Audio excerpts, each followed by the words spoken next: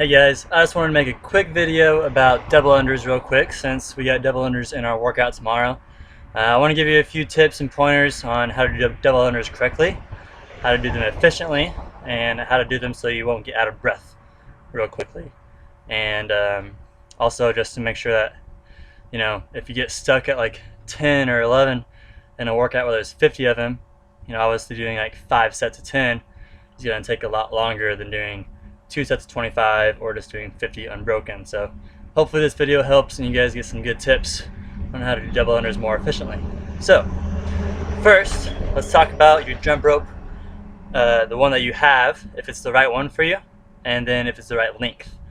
Alright, so typically the less advanced you are, the farther away you are from doing double unders, which you can tell by how many unbroken singles you can do. For instance, if you can only do 10 singles in a row without messing up, you're obviously fairly far away from doing double unders. If you do 50 singles in a row, you're a little closer. I like to give the prerequisite of 150 to 200 singles fast, unbroken, before you can really attempt or should be doing double unders. So you should have your single unders proficiency down enough to where you can do 150 to 200 singles unbroken at a fast pace. Alright, the next thing is the actual rope itself. So right here I have a corded rope, and this one is fairly thick. Alright, so this is the first rope I had, and I learned to do double unders with this rope. The thing that helps a lot is the color. If you have a collared rope, you can typically see the actual cord go around you while you're jumping, whereas if you have a black one or a white one, it's harder to see and your brain doesn't kind of catch it as you're jumping, so you won't be able to see as well, and then your feet time is off when you come off the ground, and you're probably swinging too fast or something like that. So the next is the thickness. So the thicker your rope, the easier it is to get a revolution. All right, or the harder it is, rather. I'm sorry. The harder it is to get a revolution, and the more work you can do. So you can actually feel more force being put into the rope in order to get it to go around. Whereas if you have a speed rope like the ones that we have at Body Evolution, the real thin ones, those you don't have to put hardly any effort into, and it starts going pretty fast. All right, so the thinner the rope, more advanced the individual. The thicker the rope, the little less advanced, and probably the better for a beginner. All right, you can feel it a little better.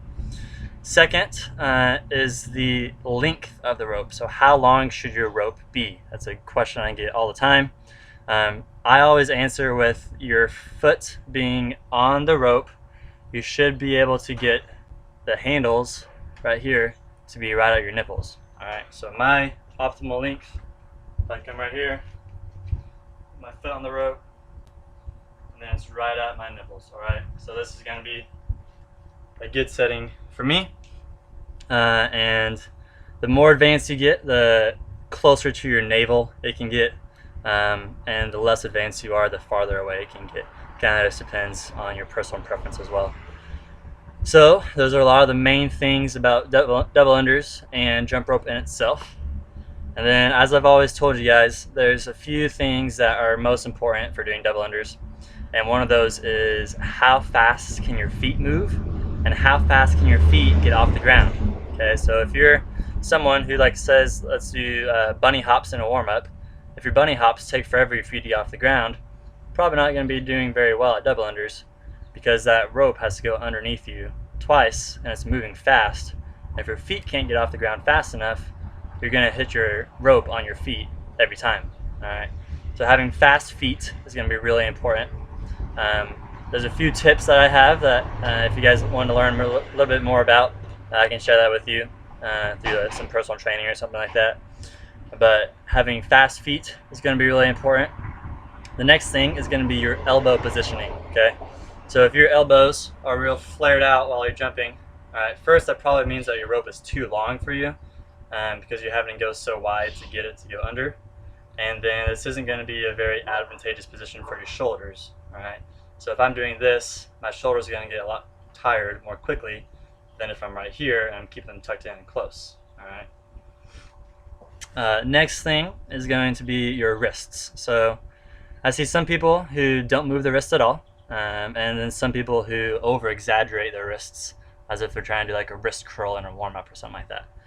So what I like to think of doing is take your thumb and just make small circles with your thumb while you're holding your rope. All right, so that's going to create a decent enough revolution to where you're going to be able to get that rope to continuously move without wasting a lot of energy in your elbow or your wrist or your shoulders. Okay. The next thing, there's a lot of pieces to jumping rope that makes it easy to do double unders. If you get all these things down, you should be pretty proficient. Is your knee bend. All right, I see a lot of people mess this part up, and this is actually what affects your foot time probably the most, is going to be your knee bend. All right, so if you are bending your knees a lot to absorb the shock per se, then you're going to be less likely to get off the ground quickly. Okay, so for instance, if I come over here and I jump like this, you know, where I'm just moving my ankles, or come here and do that, it's going to take a lot longer for me when I bend my knees and try to jump, because it's more range of motion. You know, your body's having to move farther with more joints, so it's going to take longer. Okay, so keeping your knees at a slight bend and then keeping them at that angle the entire time is going to be really helpful for double unders, because you only really want to move your ankle and your toes very, very slightly. Okay. Lastly, and probably most importantly, is your core. All right. So if you're bending at your core a lot, or you're leaning back, you're not going to have good breathing when you're doing double unders, or singles for that matter. Okay. So you want your chest to be slightly forward and a slight, tiny bend in the hips. All right. Similar to like a running form or like an active hang from a pull-up bar. Okay, so if I do double unders, you know, what I don't want to see is people doing this. Okay. If I'm there, I'm going to get tired quickly, and you're probably also going to be hurting your back, or you should be able to feel it in your back, which is what you don't want to do. All right, so to correct that, it's going to move slightly forward, kind of bend over a little bit here. Okay. That's going to be the position that you want to be in, and it also just helps you control your breathing and make sure everything stays nice and tight and smooth, so that way your core is not going to be fried. Similar to how doing a handstand walk, if you put your back in a bad position, your lower back's going to be hurting after you're done with your handstands. So you got to make sure you're keeping your core tight. Alright, I hope this video was helpful, and get practicing those double unders. We'll see you later.